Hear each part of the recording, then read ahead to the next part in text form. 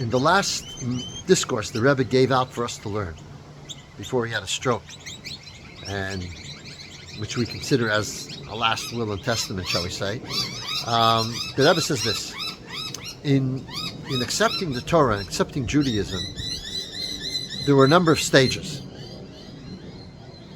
In our commitment to Hashem, there are a number of stages. Stage one was at the time of the giving of the Torah, when Hashem showered us with love, revelation, godliness. There was no way we could say no. It was like overwhelming. And so we said, we will do, we will err. Sure. The Talmud tells us that that was not considered a full acceptance. When was it more a full acceptance? Purim. What happened Purim? Purim, the entire Jewish people were under threat of Haman, of being annihilated. And nevertheless, they all stood committed to Mordechai, to Torah, to Hashem. None of them would convert out of the faith, even if that might have saved their lives. The entire nation was remarkable. And that's what the Talmud says, that this created the seal of approval. This was the finality of the acceptance of Torah, because we did it not when there was revelation. Actually, there was the opposite of that; it was concealed. But says the Rebbe that here too there's an outside influence. It's not an outside influence that is showering you with love. It's an outside influence that's forcing you in because of the. What do you mean? How's it forcing us? Because the idea is that the olive gives off its oil when it's pressured. When the Jewish people are pressured from forces outside of themselves, they bring out the best. It brings out the best in us. But that's coming from outside of us. So the Rebbe says that ultimately, and the truth is that after the miracle of Purim, when things were good, that's really the time that we accepted the Torah fully, because things were good now. You had Esther being the queen and Mordechai and so on, and at that time we stood with our commitment to Hashem. That's really the proof of our commitment to Judaism.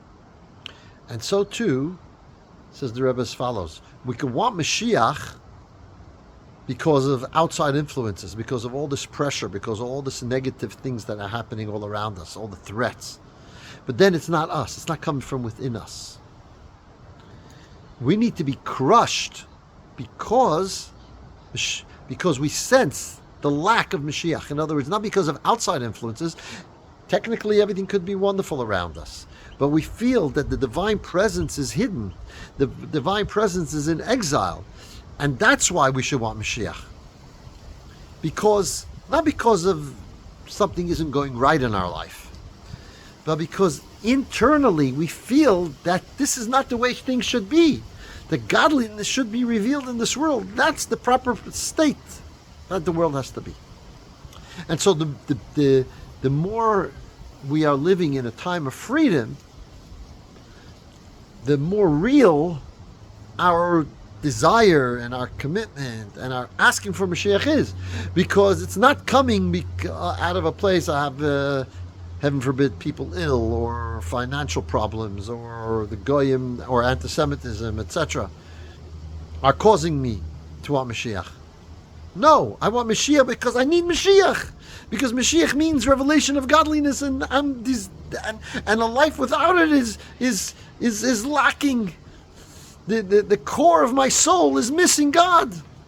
My soul misses connection and closeness to God. Why? Because it's missing it, not because other things are bad. That's the ultimate desire that needs to be for Mashiach.